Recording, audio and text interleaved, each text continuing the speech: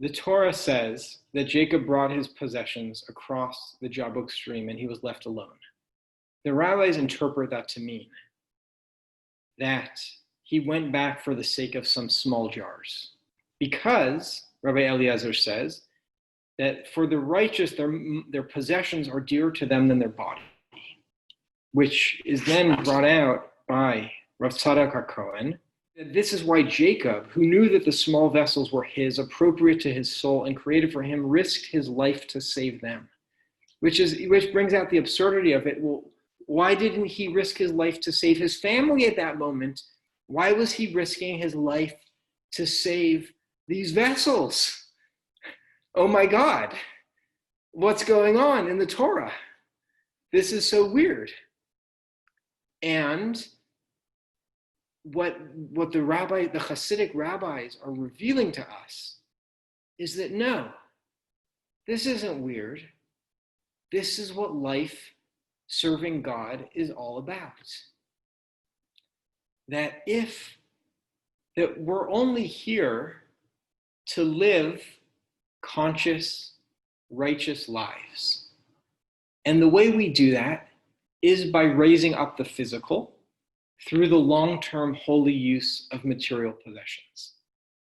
And Rav Hirsch writes this in his commentary on Bal Tashchit, do not destroy, that when we think of ourselves as the master of creation, we have pride and ego, arrogance, and we then come to waste things and to destroy them. And so the reason that Jacob goes back for these small vessels is because he realizes that his whole spiritual path is dependent on him doing this. And thank you for revealing this, because and that's why the same verse, Vayivater Yaakov levado vaye'avek ish imo ad alot hashachar, at that moment in the same verse, when he is left alone, is when the angel of Esav, or maybe it was Esav or someone else, another man, wrestles with him. And at that moment, when everything hangs on the balance, when the next verse could say, and Jacob was killed, left alone, going back for a few measly clay cups that he should have left behind. And so ends the Torah. What a sad story of Jacob. No, at that moment, Jacob reaches for the vessel. He grabs the vessel. He puts it in his cloak. And at that moment, the angel, or Esav, comes with a long axe and starts to come striking him.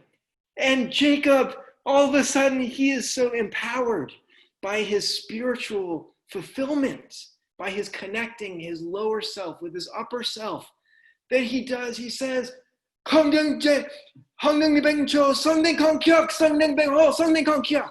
he does this like amazing taekwondo move of where he like dodges the long axe.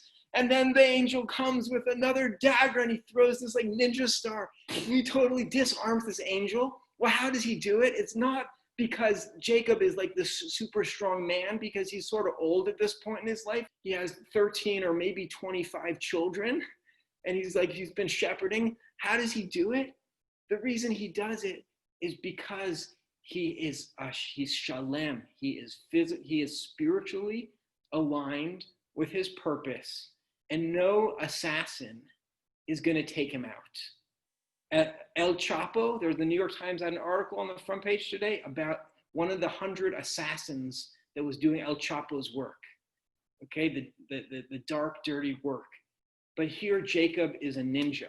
But the reason he's a ninja, and he fights the angel, and he defeats the angel, the reason he can do that is because he's spiritually aligned. And how is he spiritually aligned? Through going for the small vessels. Through living, he's the eco warrior. Okay, that's what he's doing.